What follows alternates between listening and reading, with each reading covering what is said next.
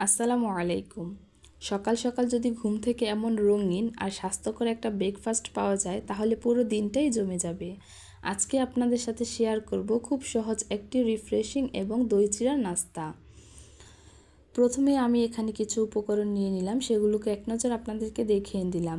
তো চলেন আমরা আমাদের নাস্তা বানানোর কাজে লেগে পড়ি। প্রথমেই আমি এখানে নিয়ে নিচ্ছি দই। আপনারা চাইলে টক দইটাও ব্যবহার করতে পারবেন, কিন্তু আমি এখানে মিষ্টি দই ব্যবহার করতেছি। তার সাথে ব্যবহার করব আম, ড্রাগন ফল এবং চিয়া সিড। তার সাথে চিড়াও ব্যবহার করব।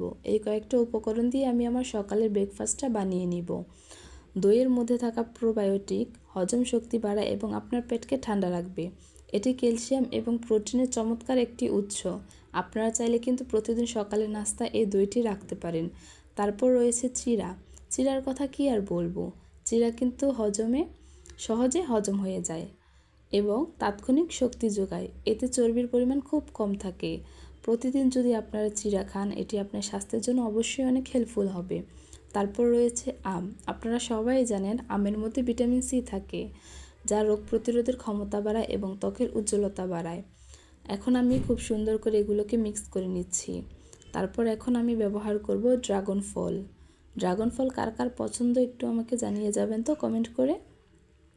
আমি কিন্তু তেমন একটা ড্রাগন ফল খেতে পারি না, তবে মিক্স ফ্রুট অথবা মিক্স সালাদের সাথে কিন্তু খেতে পারি। ড্রাগন ফলে রয়েছে প্রচুর অ্যান্টিঅক্সিডেন্ট এবং ফাইবার। এটি রক্তের শর্করা নিয়ন্ত্রণে সহায়তা করে। আবারও আমি খুব সুন্দর করে ড্রাগন ফল, আম এবং দই চিড়াকে মিক্স করে নিচ্ছি। তারপর আমরা আর একটা ইনগ্রিডিয়েন্টস লাস্ট ব্যবহার করব। তারপর আমাদের ব্যবহার করা শেষ। এখন হচ্ছে আমি খুব সুন্দর করে আগে মিক্স করে নিচ্ছি। মাশাআল্লাহ, দেখতেই পাচ্ছেন কত সুন্দর কালার এসেছে। এখন নিয়ে নিলাম chia seed, omega 3 fatty acid এবং ফাইবারের রাজা। এটি দীর্ঘ সময় পেট ভরিয়ে রাখে এবং ওজন নিয়ন্ত্রণে সহায়তা করে।